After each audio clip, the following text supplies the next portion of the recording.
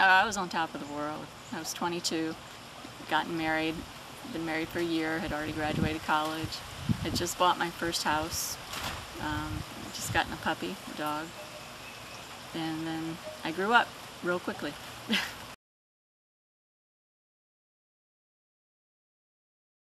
I never really went through the typical, I'm really relieved to see the young people today understand that they went through a loss, because the girl next to me was a complete quadriplegic, and anytime I got returned, I felt kind of bad, because I was starting to move stuff, and I was dependent for a year, so I do know what it's like to have a personal care attendant, but I never really looked at it as being a loss for me personally until my brother died about 5 years later.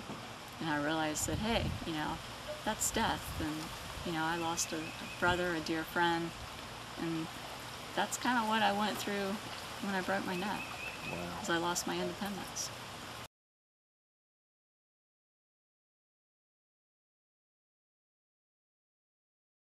The coolest thing is that I was thinking about to put a time frame on how long I've been doing the advocacy stuff, and I basically started right after my injury, and that was before the ADA, because I had people in my community come up to me and say, what do we need to do to make the town hall accessible? What do we need to do to make our church accessible?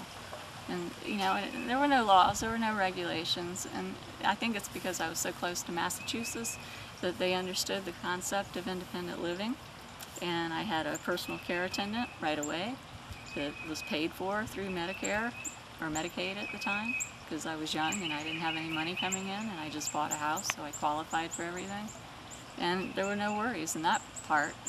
And I had my biggest worry was transportation to the hospital for therapy. Wow. Because I was in a small town and we didn't have it. Our system did not contribute to the larger transportation system. And that might be a reason why a lot of my work has been with transportation, because I know what it's like to be in a rural community without it.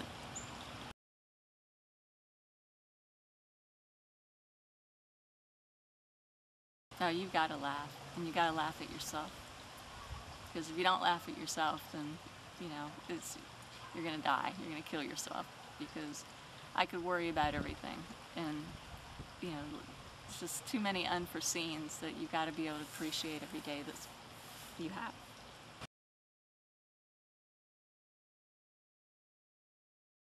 It is an escape. It is. It's therapy. It's but it's more than that. It's a satisfaction of being able to say I grew that, or I killed that, or it's just something that kind of connects me back to my roots, my grandmother, my father. It's just something that's been in the family. Granted, I'm in the suburbs, and it's not hard to tell which house is mine when you drive around the corner. It's like, oh, the one with the flowers, the one with the color. Yes. Because it's life, and I was close to death, so when I get a chance to be around life, it makes me feel good. And life is too short not to feel good. To be able to focus on just public parks, and actually to start in my own yard, to show people that, if you want to do this bad enough, you can do it, and this is how I do it. It may not work for you, but if you put your thinking cap on and work with an occupational therapist and, come up with some grips that might work, everything is possible. Yeah. And, you may not want, nobody will want to do quite as much as I do.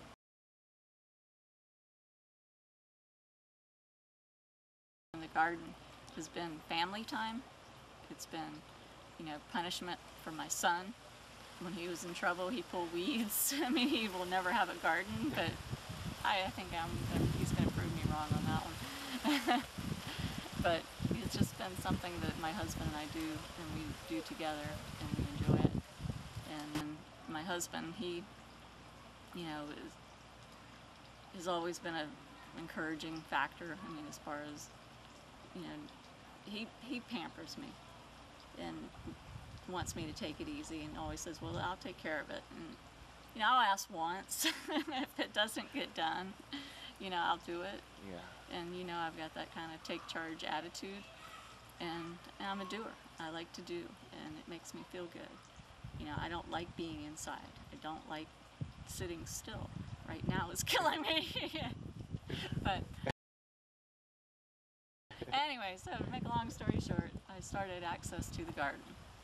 And through this, I'm kind of, like I said, exposing or telling people how I do things. I'm learning from them, they're learning from me, because I know I'm not the only person with a disability to have a garden. And hopefully, the more I get into this, the more I'll be out within public and community gardens and emphasizing the importance of making those accessible